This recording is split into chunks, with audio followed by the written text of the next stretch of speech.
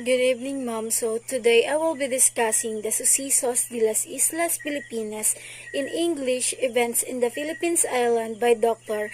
Antonio D. Morga, a work published in Mexico in the year 1609, reprinted and annotated by Dr. Jose Rizal, preceded by the introduction by Professor Fernando Blooming.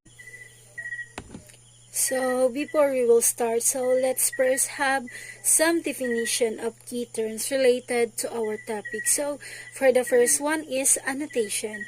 Annotation is a note of explanation or comment added to a text or diagram. So isa daw itong note o comment na dinagdag sa isang text, often scholarly to provide a explanation or criticism about a particular part of it, but the term can be used in more general way to refer to a note added in any text. So a note that you scribble in the margin of your text box is what we call annotation. So for the second one is sucesos. Sucesos, events, happenings, or occurrences. So it means work of an honest observer, a versatile bureaucrat who know the working in the administration. So the last one is Las Islas, Filipinas. It simply means event in the Philippines Island.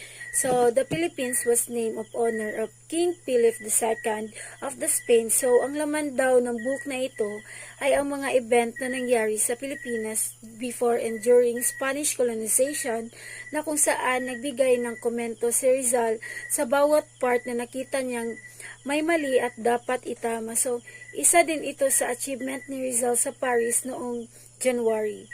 In 1990 was the publication of his second book. Ito nga yung annotated edition of Morga. So he discovered it in a British library. Who is Antonio de Morga? Is a Spanish lawyer and official in the Philippines during the 17th century. He was born in 1559 in Seville.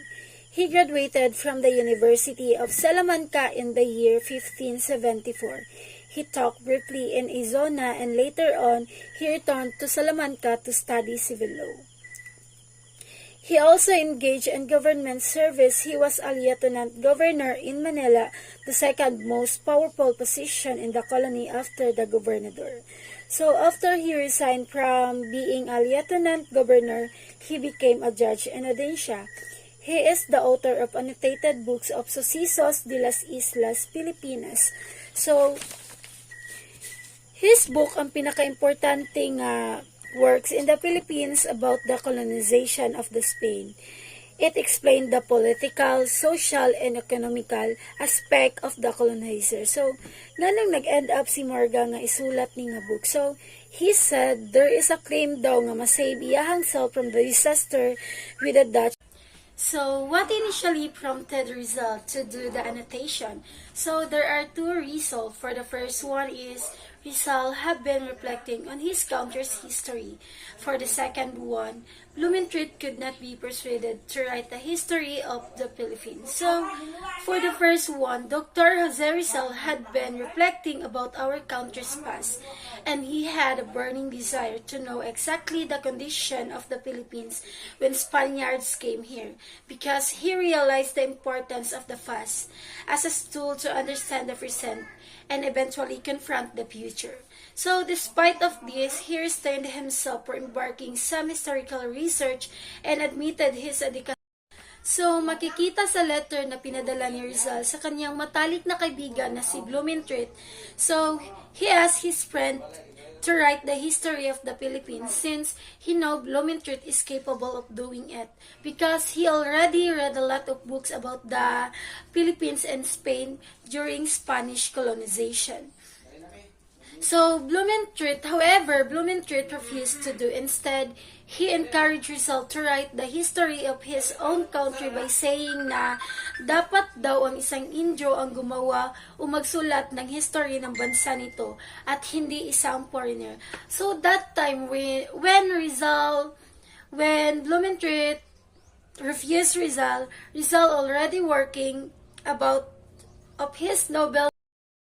So Why Rizal choose Morga? So for the first one, the original book was rare because few libraries have a copy. So for the second one, Morga was a layman, not a religious chronicler.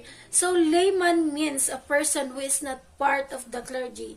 Morga's book was the only civil as opposed to the religious.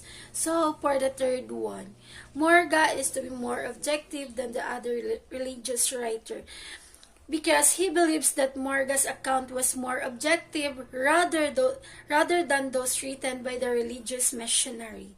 So for the fourth reason, Morga was more sympathetic to the Indians. So Rizal choose Morga was that it appeared more sympathetic at least part of the Indians.